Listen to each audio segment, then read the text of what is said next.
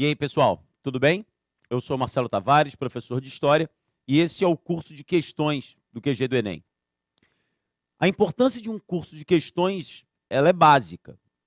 É um curso voltado ao teu treinamento prático. Só que eu acho que a grande vantagem desse curso de questões é que nós agrupamos as questões em grandes faixas de tempo, seguindo a linha cronológica do seu estudo. Ou seja, nessa primeira aula, eu vou conversar com vocês sobre questões que levaram em consideração tanto o mundo antigo quanto a Idade Média. Então, para que você tenha essa visão cronológica do desenvolvimento histórico ainda de maneira mais latente, é muito interessante que você veja como que questões envolvendo a Antiguidade e envolvendo a Idade Média aparecem. Depois, questões sobre a Idade Moderna. Depois, questões sobre o início da Idade Contemporânea. Ou seja, nós não estamos só fazendo questões, nós estamos fazendo questões agrupadas nessas faixas cronológicas, o que, obviamente, vai te ajudar, vai te dar a sensação de mais controle sobre a matéria, tá bom? Dá uma olhada no slide, e aí essa aula 1, ela tem um título pomposo de Do Mundo Antigo à Europa Feudal. Volta para mim. Eu estou partindo do princípio que você viu as nossas aulas do curso completo, que você já desenvolveu a sua estratégia de estudo, mas eu acho que sempre vale a pena esclarecer de maneira bem didática o que eu estou chamando de, volta para o slide, Mundo Antigo à Europa Feudal. Por volta do século XVIII, por volta do século XIX, naquele contexto de transformações no mundo, de revolução industrial, de iluminismo, você começa a falar de uma ciência chamada história. E os historiadores começaram a definir idades da história. Por mais que isso seja polêmico, até porque nós estamos repetindo até hoje, 2018, uma divisão da história que começa a ser organizada no século XVIII, a divisão que até hoje nós estabelecemos é a seguinte: do início ali da invenção da escrita, por volta de 4.000 anos antes de Cristo, nascimento de Cristo é o marco zero, a gente segue o calendário gregoriano, ali de 4.000 antes de Cristo até o século V, os historiadores falam que nós estamos, ou estávamos, na Idade Antiga. Então, volta. Quando você vir, aquela aula é sobre a Idade Antiga, então nós estamos seguindo uma divisão estabelecida desde o século XVIII, uma convenção. Os historiadores disseram, da invenção da escrita até o século V da era cristã, isso tudo é a Idade Antiga. Volta para o slide. O que está dentro dessa grande gaveta Idade Antiga e que interessa para o teu vestibular? Aqui aparecem as discussões sobre as civilizações da Mesopotâmia, Egito Antigo, sem dúvida caindo mais o mundo grego antigo e, para terminar, Roma. Lembra que Roma, as etapas monárquica, republicana e, por fim, a desarticulação do Império Romano. Volta. Isso tudo é a Idade Antiga. Você me perguntaria, poxa, Tavares, é muito importante? E eu vou ser bem sincero contigo. É talvez a faixa temporal, segundo essa divisão, a faixa que menos cai. Uma questão de Idade Antiga, uma de Idade Média. Não há dúvidas que as idades moderna e contemporânea caem muito mais. Mas você está numa prova, você está num concurso. Eu não abriria a mão. E você vai ver que há muita... Só separei questões do Enem. Nós vamos fazer hoje 7 questões, todas as questões sobre esse intervalo. E além desse intervalo, na verdade, o outro, volta para o slide, do século V até o século XV, segundo os historiadores, nós estamos na Idade Média. É um período gigantesco, do século V ao século XV, são 1000 anos. E dentro desse contexto na Europa, você já deve ter ouvido falar disso, nós estamos falando dos reinos medievais, suzerania e vassalagem. Existem reinos africanos, como o famoso reino de Mali, ou seja, existem também civilizações se desenvolvendo na África. É nesse período que ganha força, que nasce e ganha força o Islã, nas regiões que hoje nós chamaríamos o Oriente Médio. Então, tudo que a gente vai trabalhar aqui faz referência a esses dois grandes intervalos, Idade Antiga e Idade Média. Volta. Ficou claro agora? Essa é uma aula de exercícios. Então, eu repito, parto do princípio que essa noção básica você tem. Mas volto também ao ponto que salientei anteriormente. Não vai ficar se preocupando colocando esses intervalos de tempo, Idade Antiga e Idade Média, no topo das tuas prioridades, porque elas não devem ser. Idade moderna, idade contemporânea, isso cai muito mais. É claro que você tem que ter, como eu falei, uma visão básica. E é isso que eu acho que o curso de questões vai te oferecer. Uma visão básica sobre esses dois períodos importantíssimos, mas eu estou sendo bem pragmático, quando o assunto é vestibular, quando o assunto é Enem, principalmente, isso eu colocaria num segundo plano, eu colocaria hierarquicamente numa posição de menos importância. Tá bom? Essa é a visão geral. Vamos cair para os exercícios, vamos cair para as questões. Vamos lá. A primeira questão é uma questão do Enem 2017, bem recente. E é uma questão, marca aí, sobre Idade Média. Ou seja, é aquele período, vai ficar botando essa colinha o tempo inteiro aqui, ó. Ó, é o período do século V ao século XV. Tudo bem? Vamos dar uma olhada. A questão diz: mas era sobretudo a lã que os compradores vindos de Flandres ou da Itália procuravam por toda a parte. Eu nem comecei a ler a questão, eu já estou entendendo que o texto faz referência a compradores, comerciantes que buscam lã. Eu estudei que a Idade Média ela tem dois grandes momentos. Volta para o slide. Do século V até o século X, os historiadores chamam isso de Alta Idade Média. O que é a Alta Idade Média? É o período em que a Europa é uma Europa agrícola. É o período em que a produção de alimentos se dá dentro de feudos. Esses feudos são controlados por nobres proprietários. E esses nobres, eles têm entre eles uma relação de hierarquia e subordinação que nós chamamos de relação de suzerania e vassalagem. Isso aqui é a constituição da Europa nessa chamada Alta Idade Média. Mas eu estudei também que a partir do século X começa o que os historiadores chamam de Baixa Idade Média. Quais são as características da Baixa Idade Média? O comércio ressurge, surgem as feiras, e essas feiras aos poucos vão ganhando a feição de cidades. Cidades que são muradas por proteção, muro em latim, burgu, surge um grupo comerciante que a gente vai chamar de burguesia. É nesse período que rolam as cruzadas, levando os nobres para o Oriente, que em nome de Cristo vão reabrir o mar Mediterrâneo, promovendo e estimulando o comércio entre regiões litorâneas.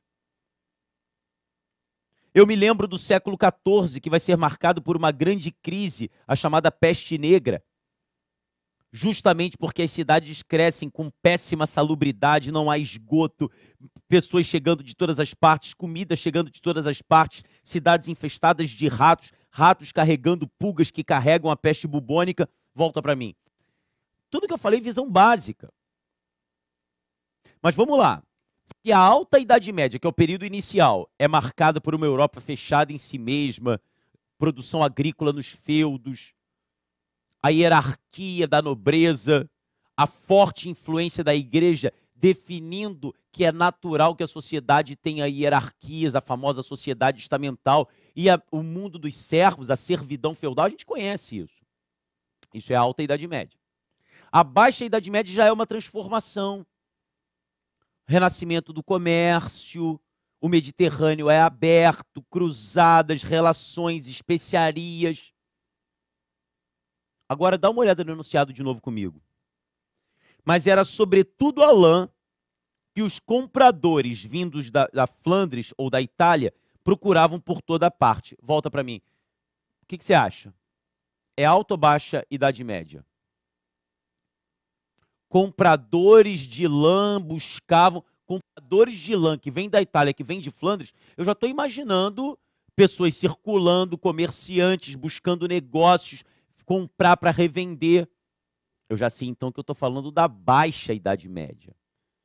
E aí é uma questão de técnica. Baixa Idade Média, comércio, vida urbana crescendo, as feiras estão se transformando em cidades, uma burguesia crescendo, comércio no Mediterrâneo. Então, isso já está no pano de fundo do meu raciocínio antes de eu continuar a ler a questão e olhar as opções. Vamos fazer isso agora. Para satisfazê-los, a eles, os comerciantes, as raças foram melhoradas através do aumento progressivo das suas dimensões. Ele está falando de raças de ovelhas, produção da lã, extração da lã. Esse crescimento prosseguiu durante todo o século XIII. Caramba, já te deu uma baita pista aqui. Ele está falando de século XIII. Poxa, eu olhei aqui, ó, a minha linha do tempo aqui, ó, século XIII, baixa Idade Média. As abadias da ordem de Cister, onde eram utilizados os métodos mais racionais de criação de gado, desempenharam certamente um papel determinante nesse aperfeiçoamento.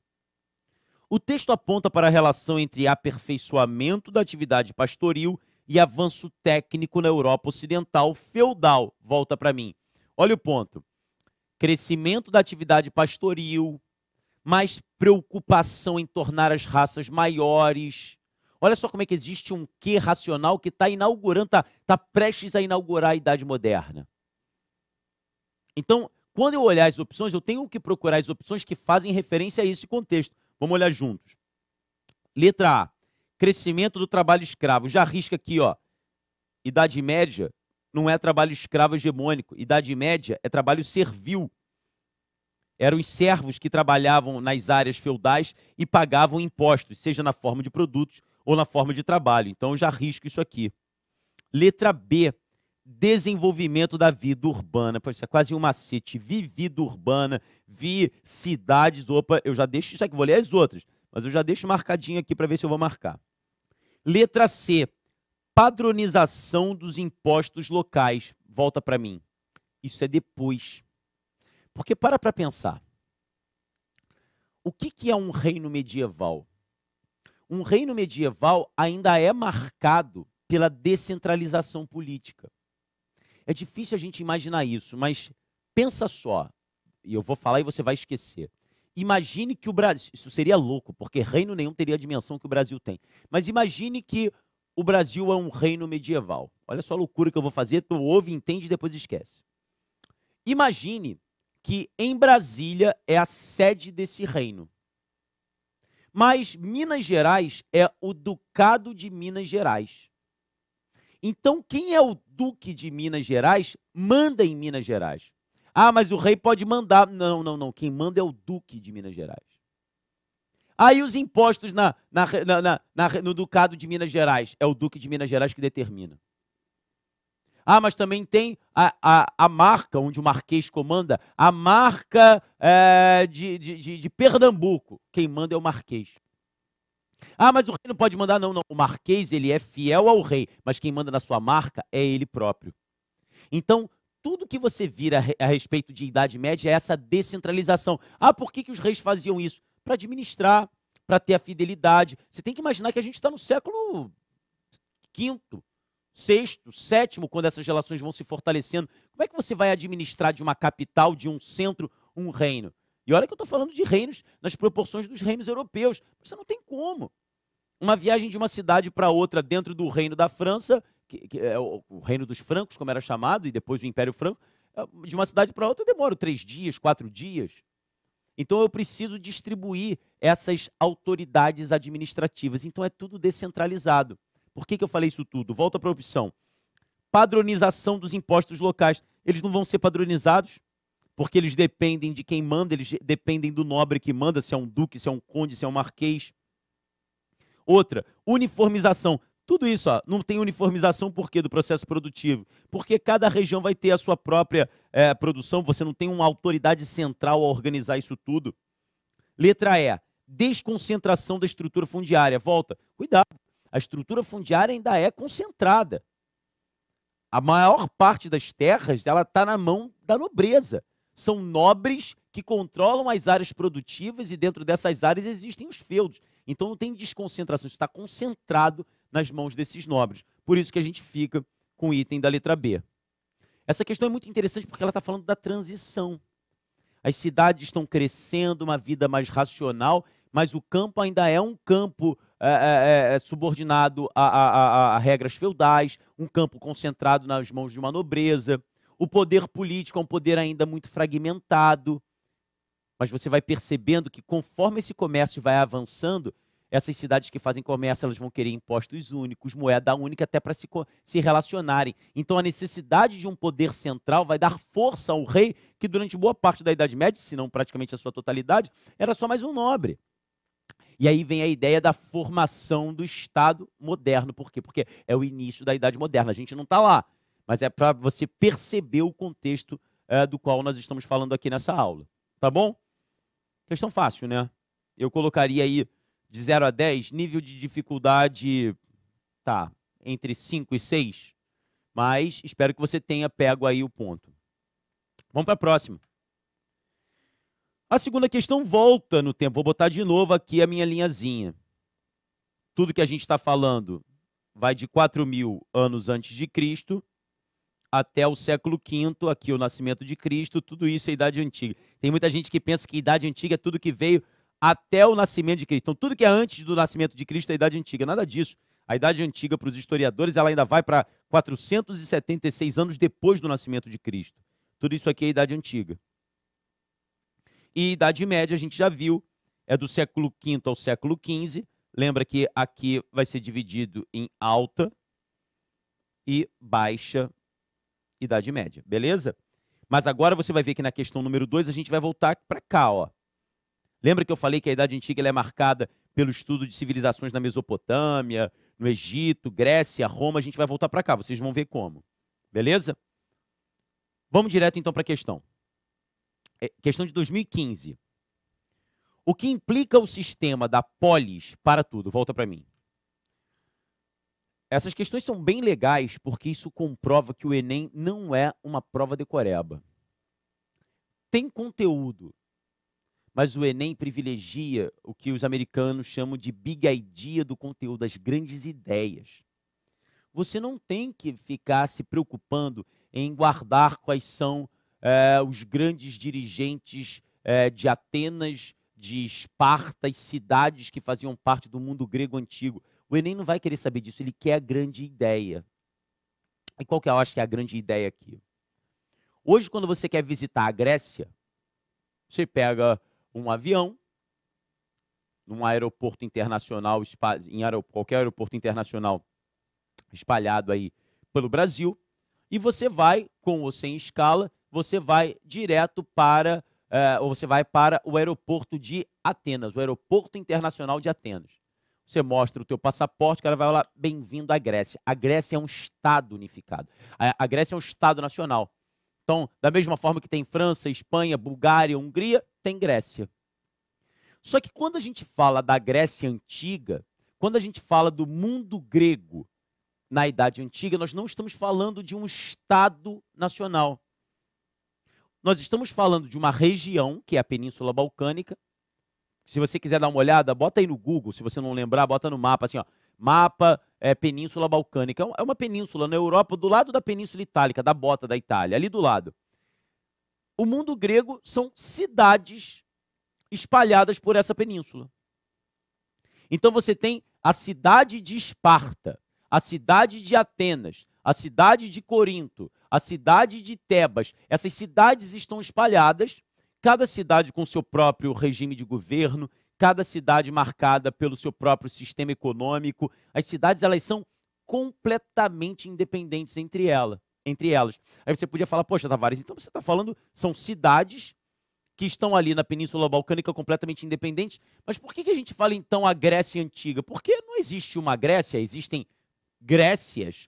É engraçado, essa crítica é uma crítica bem relevante, porque os próprios gregos não se achavam gregos, eles se achavam os helenos, que eles acreditavam que todos os povos daquela região tinham a origem num único governante que era Helen. Não é Helena, não tem nada a ver. Era Helen, era uma espécie de governante original daquela região, e os descendentes de Helen estariam espalhados por aquela área. Então, quando a gente fala sobre cidades espalhadas na região da Península Balcânica, o conjunto dessas cidades é que nós chamamos de o mundo grego. Só que essas cidades são também chamadas de polis, ou poleis, no plural. Então, sempre que você vir, a polis grega, vai ser qual polis grega? Porque Atenas é uma polis grega, Esparta é uma polis grega, Maratona é uma polis grega. Então, de qual polis a gente está falando aqui? Qual é o meu ponto? Todas essas polis, elas são diferentes, como eu falei, mas elas possuem características semelhantes. A língua, determinados valores culturais, os deuses. Cada cidade escolhe uma espécie de deus padroeiro, mas eles conhecem os mesmos deuses. E também questões arquitetônicas. No centro de toda a polis existe uma grande praça, e essa praça é o local onde os cidadãos se reúnem para discussão. Eu falei os cidadãos. Quem são cidadãos? Depende de cada polis. Por exemplo, em Esparta, a mulher é muito importante em discussões políticas. Já em Atenas, que é outra polis, as mulheres não têm direitos políticos. Elas não participam das discussões sobre a cidade. Então, quem é cidadão se reúne nessa praça central. Então, por mais que as cidades sejam diferentes, em toda cidade existe uma praça central que é chamada de ágora. Aí você fala assim, poxa, Tavares, tu falou que não tem conteúdo no Enem, ou então, pô, você falou coisa pra caramba. Não, para pensar. Eu estou pedindo para você simplesmente imaginar que por volta de 2000 anos antes de Cristo, começam a ser estabelecidas cidades na região da Península Balcânica que vão se desenvolver, que vão comercializar entre elas, garantir características comuns.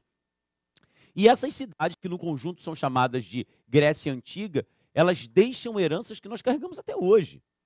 Quando nós falamos nas Olimpíadas, quando nós falamos na maratona, quando nós falamos na filosofia, quando nós falamos de Platão, quando nós falamos de Aristóteles, quando nós falamos de Sócrates, que é o primeiro, quando nós falamos sobre política, o que é a política? É a discussão sobre a cidade, é para falar da polis. Então, é por isso que nós estudamos a Grécia, por isso que ela é importante, porque nós, enquanto periferia do centro ocidental, nós repercutimos isso, né? Então, por isso a importância. Mas é isso. Mas eu tenho livros e apostilas com tanta informação, mas vai nesse ponto. Vai na ideia central. Vai com calma, sem querer pegar tudo ao mesmo tempo. Quer fazer um exercício? Vamos para a questão. O que implica o sistema da polis, então tu já sabe o que é polis. É uma extraordinária preeminência, né? Uma valorização da palavra sobre todos os outros instrumentos de poder. A palavra, né, o discurso, constitui o debate contraditório, a discussão, a argumentação e a polêmica. Torna-se a regra do jogo intelectual, assim como do jogo político. Aí o enunciado diz: na configuração política da democracia grega, em especial a ateniense, ele está falando da polis de Atenas, mas de uma forma geral, está indo na polis de Atenas, mas ele poderia estar falando de outras polis. A ágora tinha por função. Lembra da ágora? Da praça? Vamos ver. Letra A. A ágora tinha por função agregar os cidadãos em torno dos reis. Eu não sei, porque tem cidade que tem rei, por exemplo. Em Esparta você tem uma diarquia, são 2 reis. Já em Atenas você não tem reis, você tem uma assembleia chamada de bulé, que faz as leis e é eleita por parte dos chamados cidadãos. Então, tirei essa. O cara está querendo me enganar dizendo que essas cidades são comandadas por reis. B. Permitir aos homens livres o acesso às decisões do Estado expostas por seus magistrados. Eu não vou à ágora para ouvir decisões do Estado, porque eu não tenho um Estado grego. Eu não tenho a noção de Estado com E maiúsculo, eu não tenho o Estado grego definindo as decisões. Por isso é o erro. Permitir que simplesmente eles estão ali para ouvir o que o governo determina. Não, eles estão ali para debater. O cara te deu a pista no enunciado, é palavra. Ninguém vai para a Ágora só para ficar ouvindo o que o comandante está falando. Eu vou para a Ágora para discutir, para debater, para botar minha participação. Letra C. Constituir o lugar onde o corpo de cidadãos se reunia para, aqui, ó, deliberar sobre as questões da comunidade. Letra C. Volta. Então, quando a gente fala assim, vamos falar sobre política, olha como é que o Enem quer essa consciência sua. Vamos falar sobre política, vamos debater sobre a nossa comunidade, como faziam os habitantes da polis na Ágora. Faz sentido, né? Vamos para mais uma. A terceira questão é do Enem de 2015. Voltamos agora para a Idade Média. Não vou ficar mais desenhando a linha do tempo não, porque tu já sacou. Voltamos para a Idade Média, voltamos para aquele período entre os séculos V e XV. Terceira questão. A casa de Deus, que acreditam una, ou seja, uma casa só, está, portanto, dividida em três. Uns oram, outros combatem e, enfim, outros trabalham. Volta para mim. Se você estudou, tu já sacou isso aqui. Se você estudou um pouquinho de Idade Média, você já sacou que esse discurso está dizendo o seguinte: Deus criou uma ordem natural. O cosmos tem uma ordem natural. E da mesma forma, a sociedade tem uma ordem natural. Deus passa a sua vontade para os que rezam. Então, o Papa, ele é, na verdade, o representante da vontade divina. O Papa e seus missionários, os padres, bispos, cardeais, passam essa missão, passam essas leis e valores para aqueles que vão governar. Então, a classe da nobreza, o grupo da nobreza, ele está ali para repreender quando a lei não for executada, para repreender quando a vontade de Deus não for executada. Eles estão ali como mandatários. E eles têm que proteger, eles têm que defender. Enquanto uns rezam e outros guerreiam, protegem, você tem que ter alguém para trabalhar. Quem vai trabalhar? É você, servo. Mas não reclame. Não reclame, porque bem-aventurados os que sofrem, porque deles será o reino dos céus. Não reclame, porque essa é a ordem natural. Aceita a vontade de Deus e entenda o seu papel no todo. Volta para o slide. Isso aqui é aquela famosa sociedade estamental. Uma sociedade formada pelo clero, pela nobreza e pelo que nós vamos chamar aqui de servos. Olha que coisa interessante. Servos que vivem o seu cotidiano no campo e no trabalho, uma nobreza guerreira que comanda os territórios e está essa nobreza subordinada ao nobre maior, que é o rei, e o clero representando o caminho, a vontade de Deus. Para que serve esse tipo de discurso? Primeiro, para dizer o seguinte: vocês, servos, são a maioria da população, mas aceitem a condição de vocês. Então, isso aqui é uma sociedade estamental. Agora, eu quero deixar, antes da gente olhar as opções, eu quero deixar só uma provocação. Volta. Lembra que eu falei de alta e baixa Idade Média? Isso aqui para vocês é o quê? Isso aqui é a alta Idade Média, suzerania, vassalagem, sociedade estamental. Por que eu coloquei aqueles servos entre aspas? Porque daqui a pouco vai surgir um novo grupo. Um grupo que vai dizer o seguinte: não, eu quero fazer comércio, eu quero enriquecer, eu acredito na possibilidade de guiar a minha própria vida. Vocês não acham que o surgimento e o desenvolvimento do comércio e, consequentemente, do grupo burguês não vai mexer com tudo isso? Aí já vem a baixa Idade Média, essa mudança. Está fazendo sentido o macete? Vai para o enunciado. A ideologia apresentada no texto acima foi produzida durante a Idade Média. A gente sabe mais do que o enunciado, durante a alta Idade Média. Um objetivo de tal ideologia, o que ele quer? E um processo a que ela se opôs. Essa ideologia servia para se opor ao quê?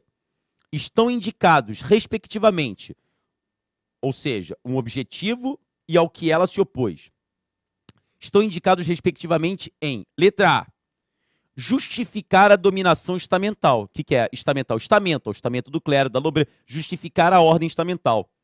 E se opor ou evitar revoltas camponesas. A gente já marca essa. Por que volta? Porque a sociedade estamental serve para conformar a maior parte voltada ao trabalho, que essa é a vontade de Deus. Então, se opõe a revoltas camponesas, você não vai reagir contra a vontade do divino. Beleza? 3 questõezinhas básicas, muita informação. Vamos acelerar no próximo bloco para ver se a gente consegue fazer uma a mais com essas informações já colocadas fresquinhas aí, tá bom? Nos vemos daqui a pouco.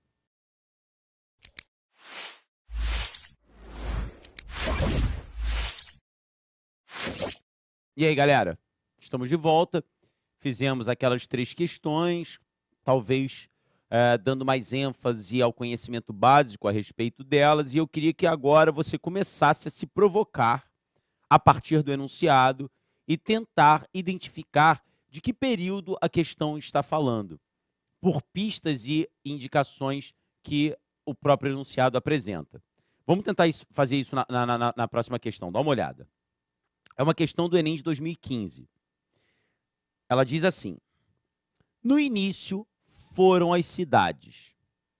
O intelectual da Idade Média no Ocidente nasceu com elas para tudo. No início foram as cidades. E o intelectual da Idade Média nasceu com as cidades. Para pensar.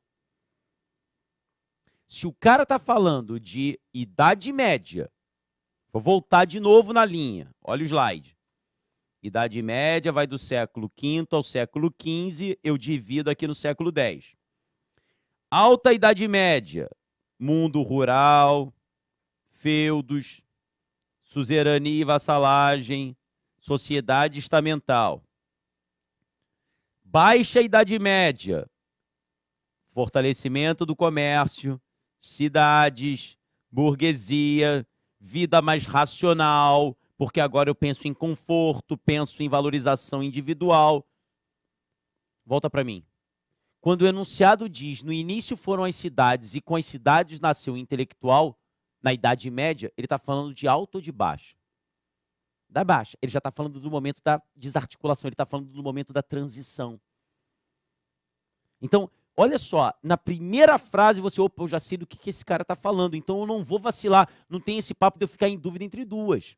Porque eu já defini o contexto do qual ele está falando. Vamos avançar na questão.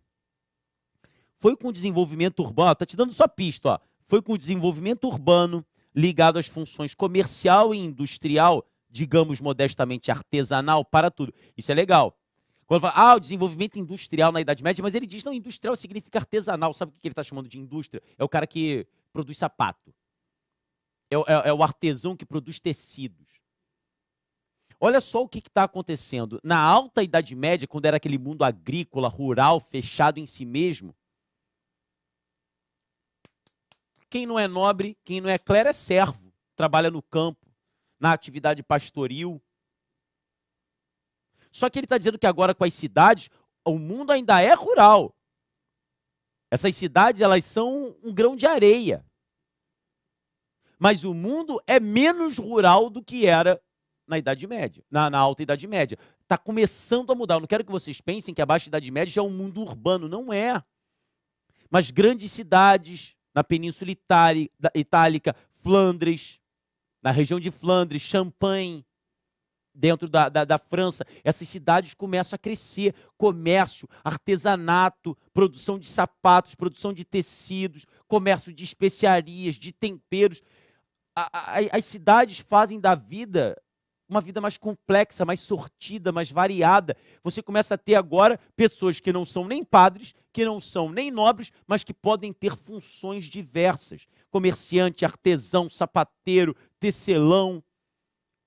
O cara que é voltado a artigos de ferro, ferreiro, marceneiro. Ou seja, as cidades, elas são centros mais efervescentes do que aquele mundo parado e monótono dos feudos. É isso que o cara está falando. E daqui sai o intelectual. Porque são nessas cidades medievais que surgem as primeiras universidades. Universidades na Inglaterra, universidade em Portugal. A Universidade de Coimbra na transição, da Idade Média para a Idade Moderna. Mas por quê? Porque as pessoas querem saber de mais conhecimento, eu tenho que saber de retórica, eu tenho que saber de números. Essa vida está ficando mais racional. Eu quero conhecer mais do que me dizem as páginas da Bíblia. Esse é o contexto. Vamos voltar. Um homem cujo ofício é escrever ou ensinar, e de preferência as duas coisas a um só tempo, esse intelectual, um homem que profissionalmente tem uma atividade de professor e erudito. Em resumo, um intelectual, esse homem só aparecerá com as cidades. Olha que legal. Ele está dizendo o seguinte: no mundo da alta Idade Média, do feudo, do campo, daquela vida monótona, tediosa de produção agrícola, o intelectual não tem vez. Mas é quando surgem as cidades, quando o mundo se torna mais dinâmico, quando você tem mais curiosidade, mais racionalidade, que eu começo a questionar. E é quando eu começo a questionar que eu quero buscar um erudito, que eu quero buscar um professor, que eu quero alguém que me traga informações de outras regiões. Diz o enunciado: o surgimento da categoria dos intelectuais, mencionada no período em destaque, já não precisa nem falar do período em destaque, evidencia o ou a. Letra A, apoio dado pela igreja. Alguém falou da igreja aqui? Isso aqui não está completamente errado. Volta para mim, deixa eu te explicar por quê. Essas primeiras universidades são universidades cujos professores são padres. Parece estranho, mas a igreja é a detentora do saber. Pouquíssimos sabem ler, e boa parte daqueles que sabem ler porque traduzem os evangelhos, porque têm acesso a escritos antigos. Então, a igreja é uma instituição também que monopoliza o conhecimento letrado. Mas isso não quer dizer que a igreja esteja financiando e apoiando. Eu acho que a igreja está se adaptando a esse mundo. Mas, de novo, o texto não fala sobre isso. Isso é um macete muito forte de Enem. O texto não fala sobre isso. O texto está falando sobre cidades, sobre homens que estão se dedicando a conhecimento, que estão se tornando professores. Volta. O surgimento da categoria dos intelectuais evidencia apoio dado pela igreja, a gente já cortou. Letra B. Relação entre desenvolvimento urbano e divisão do trabalho. Opa, eu gostei dessa. Desenvolvimento das cidades e divisão do trabalho, por quê? Porque não é mais o trabalho simplesmente do servo, do trabalho agrícola. Agora eu tenho outras atividades que estão ganhando força, que estão recebendo demanda, que podem ser consumidas pelas pessoas nas cidades. Gostei dessa. Marquei a letra B, mas deixa eu ler as outras. Letra C. Importância organizacional das corporações de ofício. Volta. Corporação de ofício é dessa época também. Sabe por quê? Nas cidades medievais não existe assim um prefeito, não existe porque a cidade ela é um corpo quase independente dentro do reino. E quem comanda a cidade? Quem comanda a cidade são os principais comerciantes e artesãos da própria cidade. Eles estão reunidos em confrarias que administram e têm influência na cidade, conhecidas como corporações de ofício. Pô, Tavares, se as corporações de ofício são dessa época, por que está errado? Porque o texto não fala delas. Olha que questão interessante para te pegar. Olha só. Quantos de vocês já não fizeram uma prova dizendo o seguinte, eu me lembro da minha aula de Idade Média, o professor falou de corporação de ofício. Cara, pô, estou na dúvida. Eu acho que vai ser isso. Para. Não está errado. Corporação de ofício é desse período, mas em que momento do texto que ele está falando de corporação de ofício? Ele está falando agora de divisão do trabalho, a existência de novas demandas, de novos serviços numa sociedade. Está falando do intelectual. Não é uma nova forma de trabalho do professor. Não é uma nova forma de trabalho. Depois, progressiva expansão da educação escolar. Está de brincadeira, né? Isso é para pouquíssimos que podem pagar e que podem buscar isso. Acúmulo de trabalho dos professores e eruditos. Não vi isso. Acúmulo de trabalho dos professores. Está falando de professor, está falando de erudito. Onde é que tem acúmulo de trabalho no texto? Ficamos, então, com a relação entre o crescimento das cidades e a divisão do trabalho. Beleza? Vamos direto para a próxima, então. Cara, eu gosto muito dessa questão. Eu gosto muito dessa questão, primeiro, porque, mais uma vez, a gente está voltando. Está vendo como é que a gente está indo e voltando? Vou lá de novo. Idade Média, do século V ao século XV. Agora, voltamos para a Idade Antiga. A Idade Antiga, de 4.000 anos antes de Cristo, até o século V da era cristã. Você percebeu, volta para mim, que é a segunda questão que a gente faz que fala do mundo grego. Você tem que ficar esperto a isso. Eu falei para você que Idade Antiga é Mesopotâmia, é Egito. Falei para você que Idade Antiga é Grécia, Roma. Você poderia falar de grandes civilizações antigas, como o Império Persa, sob o comando de Dario e depois de Xerxes. Mas você percebeu que a ênfase maior é no mundo grego? Nas polis, ou poleis, se você preferir, na filosofia, no pensamento cidadão, quem é cidadão, quem não é, quem participa, quem não participa. Fique esperto em relação a isso. Você está fazendo o Enem 2018 no ano eleitoral. Será que você não percebe que questões eleitorais, ou pelo menos discussões envolvendo de onde nós tiramos essas ideias de participação política, a origem é dos gregos? Fica de olho nisso, sabe? Uma contextualização da prova. Acho que é uma boa ideia.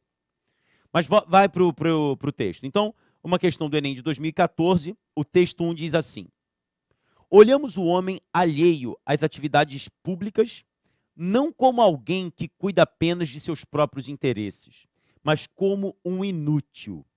Volta. Tem muito aluno que vem falar assim: poxa, Tavares, eu fiz a prova, a gente acabou de passar aqui no Rio de Janeiro pela primeira fase do vestibular da Universidade do Estado do Rio de Janeiro, a UERJ, que é uma primeira fase muito mais simples, né? mais geral. A palavra não é simples, mais geral.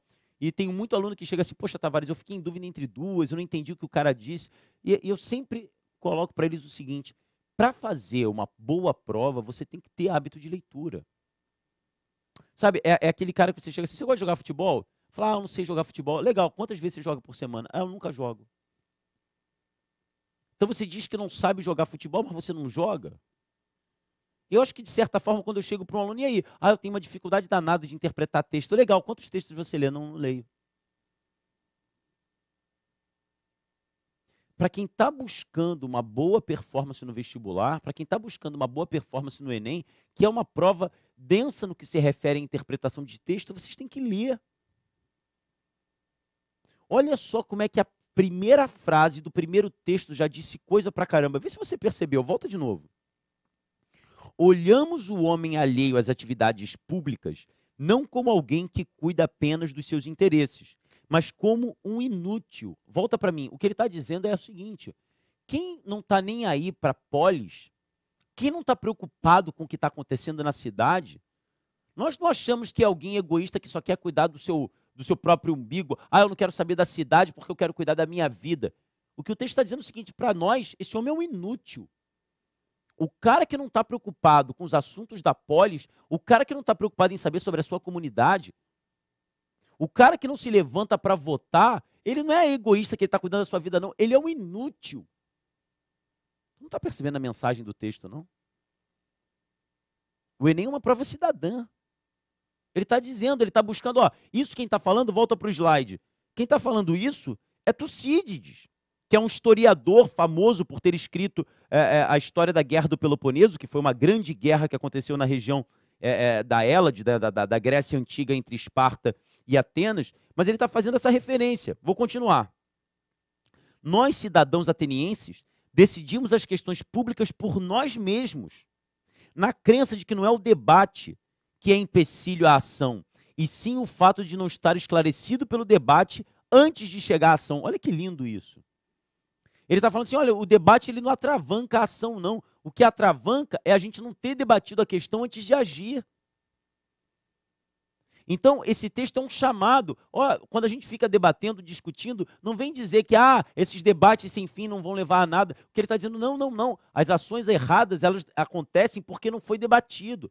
Se nós debatermos, se nós discutirmos, se nós soubermos em quem nós votamos, se nós tivermos interesse em conhecer os candidatos, se nós tivermos interesse em cobrar, vamos discutir para que as ações sejam corretas.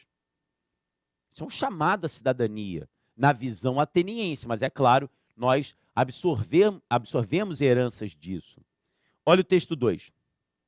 Um texto também do mundo antigo, um pouquinho depois do Tucídides. O Aristóteles ele é mais novo para a gente do que o Tucídides. E o texto dele diz assim: um cidadão integral pode ser definido por nada mais, nada menos que pelo direito de administrar justiça e exercer funções públicas. Olha o que o texto está dizendo. Você só pode dizer que você é cidadão se você participa da administração da justiça e você exerce funções públicas. Algumas dessas funções, todavia, são limitadas quanto ao tempo de exercício, de tal modo que não podem, de forma alguma, ser exercidas duas vezes pela mesma pessoa, ou somente podem sê-lo depois de certos intervalos de tempo pré-fixados. Olha que frase importante. Algumas dessas funções, elas são limitadas quanto ao tempo, de forma que elas não podem ser exercidas duas vezes pela mesma pessoa, ou só podem sê-lo depois de certos intervalos. O Aristóteles, volta a estar dizendo o seguinte: olha, algumas funções são tão importantes que elas não podem ficar muito tempo com uma pessoa só. Ou então essa pessoa pode ter até essa função duas vezes, mas deixa um espaço para que existam outras pessoas participando, para que o debate seja arejado. Caramba! A nossa lei de reeleição, ela começou com o Fernando Henrique. Foi a reeleição do Fernando Henrique em 1998. A nossa república nasceu em 1889. Isso significa que a gente seguiu a linha do Aristóteles até 1998. A ideia de que a função de presidente é tão importante, você pode ser até presidente duas vezes, mas tem que ter um espaço. Não pode ser seguido, não pode se reeleger. Tu está entendendo por que se estudam os gregos? Porque nós somos muito influenciados, nós carregamos esse DNA de discussão política. Então, no texto do Tucídides, ele está falando sobre o ser cidadão é alguém que cuida da polis, que está voltado ao mundo público. E o Aristóteles está falando também sobre ser cidadão é ter função pública. Algumas são importantes, você não pode ter muito tempo, mas todo mundo está falando disso, da participação na política, participação na comunidade. Você não pode ser alheio à participação na comunidade. Tá bom? Dá uma olhada no enunciado. Comparando os textos 1 e 2, tanto para Tucídides quanto para Aristóteles, a cidadania era definida. Nem olha, ó. Bota a mão na frente aí. Volta para mim. O que define cidadania, tanto para um quanto para outro? Quem é cidadão? O cara que participa, que assume função pública, que vai para o debate. Não adianta você falar que é cidadão dentro de casa. Os dois textos estão falando isso. É uma visão própria do mundo grego antigo. Dá uma olhada nas opções. A cidadania era definida pelo ou pela. Está ali, ó, letra C. Participação política. É muito bacana essa questão. Muito legal, né? É muito legal porque você começa a perceber que esses textos não estão aí à toa, sabe? Tem alguma coisa que mexe com a gente quando a gente pensa em política. E nada do que a gente fala hoje é tão novo assim. Bacana. Penúltima questão de hoje. A penúltima questão, a gente volta um pouquinho no tempo. E vamos para o Enem de 2009. Volta ao Aristóteles. De novo, sabe outra coisa boa desse curso de questões, pelo menos na parte de humanas? Tu fica se ligando quais são as referências. Olha quantas vezes Aristóteles está aparecendo por aqui. Então, quando você estiver na tua aula numa discussão sobre filosofia, por exemplo, fica de olho nisso. Está lendo um texto, poxa, Aristóteles, deixa eu me ligar nesse cara. Ele aparece. É alguém que tem uma obra, dos três grandes filósofos gregos que vem à nossa mente, pelo menos dos três mais famosos, Sócrates, Platão, o Aristóteles é o mais novo dos três, foi o grande tutor de Alexandre o Grande. É um cara que ele aparece. Vamos ver o que diz a questão número 6. Segundo Aristóteles, na cidade com o melhor conjunto de normas, e naquela dotada de homens absolutamente justos, os cidadãos não devem viver uma vida de trabalho trivial ou de negócios. Esses tipos de vida são desprezíveis e incompatíveis com as qualidades morais. Volta para mim. Está vendo o que o Aristóteles está falando? Eu acabei de falar para você que a Idade Antiga, segundo os historiadores, é o período que vai até o século V, depois vem a Idade Média. E na Idade Média se confirma uma visão estamental de clero, nobreza e os que trabalham. Então, ser nobre é não trabalhar. Eu guerreio, eu estou defendendo a minha sociedade, mas eu não trabalho. Porque trabalho é coisa de gente inferior. Quem trabalha o tempo inteiro, quem tem que se sustentar, quem tem que produzir, não tem tempo para pensar. Ou seja, a visão medieval ela deve muito a Aristóteles. Olha o que ele está dizendo, volta. Na cidade com o melhor conjunto de normas e naquela dotada de homens absolutamente justos, os cidadãos não devem viver uma vida de trabalho trivial ou negócios. Esses tipos de vida são desprezíveis e incompatíveis com as qualidades morais. Tampouco devem ser agricultores os aspirantes à cidadania, pois o lazer é indispensável ao desenvolvimento das qualidades morais e à prática das atividades políticas. Olha que barato ele está falando. Sabe o que ele está falando para você? Você quer passar no vestibular? Não adianta estudar o tempo inteiro não, cara. Tu está descansando? Você está dormindo bem? Olha que barato a gente trazer o Aristóteles para os dias de hoje. O que ele está falando é, olha só, para você pensar, não dá para ficar trabalhando o tempo inteiro. É claro que ali existe uma ideia de elitização. Ó, quem trabalha é escravo. Ah, não esquece disso. Aristóteles está no mundo de trabalho escravo. Então, quem cuida de negócios, quem trabalha na lavoura, como é que esse cara vai pensar, vai ter tempo para pensar, para ler, para refletir, para raciocinar, para filosofar? Esse cara só tem que trabalhar o tempo inteiro. Então, ele sobrevive. O que o Aristóteles está dizendo é, você quer ser cidadão mesmo, você quer participar da política, você tem que pensar, você tem que refletir. Como é que tu tem que refletir, vai conseguir refletir, tu tem que trabalhar o tempo inteiro? Mas o que é mais legal é como que essa ideia chega na Idade Média. A ideia de que quem trabalha não pode ter cidadania, não pode ter participação porque tem que trabalhar. Para você ser cidadão, você tem que pensar, você tem que ter lazer, você tem que refrescar o teu cérebro para deixá-lo pronto à reflexão. Interessante, né? O enunciado diz: o trecho retirado da obra Política de Aristóteles permite compreender que a cidadania, vamos ver, letra A, possui uma dimensão histórica que deve ser criticada, pois é condenável que os políticos de qualquer época fiquem entregues à ociosidade. Peraí, olha só o que ele está falando. Possui uma dimensão histórica que deve ser criticada, pois é condenável que os políticos de qualquer época fiquem entregues à ociosidade, enquanto o resto dos cidadãos tem de trabalhar. Olha como é que ele está fazendo aqui uma pegadinha com vocês. Ele está dizendo, não, é uma coisa histórica, é uma vergonha que políticos de qualquer época fiquem no lazer enquanto outros têm que trabalhar. Não adianta você querer ver o Aristóteles e ler o Aristóteles com os olhares de hoje, pô. Eu vou achar o Aristóteles um idiota. Aristóteles tem texto de misoginia pura. Mulher é inferior, mulher não pensa. Mulher tem que ficar sob controle do marido. Nossa, o Aristóteles é machista. Calma. Uma das coisas que eu mais gosto é de pensar que nós somos fruto de uma evolução social. E nossos filhos, espero, e nossos netos, serão mais evoluídos que a gente. Então vamos tentar pensar com o mundo que o Aristóteles está vendo. O mundo que o Aristóteles está vendo é um mundo de escravo. Que quem trabalha é escravo. E ele está definindo, olha, para pensar, eu estou aqui, eu estou pensando e refletindo, porque eu não tenho que acordar cedo, não tenho que ficar o dia inteiro com uma enxada na mão. Então calma. Ele não tem uma dimensão, tem uma dimensão circunstancial esse pensamento. Letra B. A cidadania, segundo Aristóteles, era entendida como uma dignidade própria de grupos sociais superiores. Opa, gostei. Ele está dizendo que cidadania é própria de grupos sociais superiores. Fruto, olha só que legal, de uma concepção política específica. Concepção essa do período em que a sociedade era hierarquizada. Já marcamos essa. Olha que legal essa ideia, né? O Enem está te chamando de, ó, para com esse negócio de querer ler o antigo com os teus olhos. A visão que ele tem de sociedade é uma sociedade hierarquizada. Então, numa sociedade que é profundamente hierarquizada, eu consigo entender claramente, eu vejo aqui que quem pensa, quem reflete, quem filosofa, quem administra não trabalha. Então, eu defino que para que você tenha essas funções, você não pode trabalhar. Vamos fechar a última.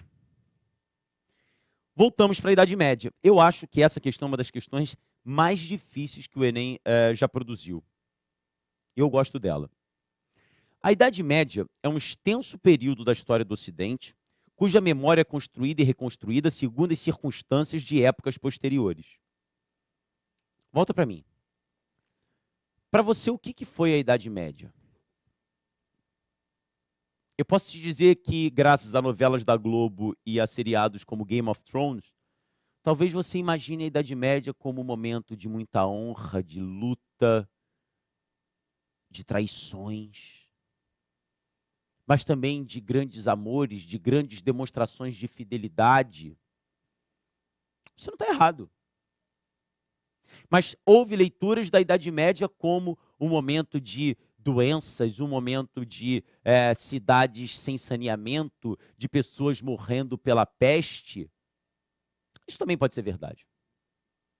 Outros leem a Idade Média como um momento onde a honra cavaleiresca do cavaleiro orientava aquela sociedade e que nobres tinham entre eles relações de fidelidade tal, garantindo uma concepção de uma sociedade hierarquizada e de uma ordem divina. Ótimo. História não tem tubo de ensaio. Dependendo do prisma através do qual você olha um período, você vai salientar um ou outro ponto. O importante é você perceber que o passado é sempre uma narrativa. O passado não existe. O passado não existe.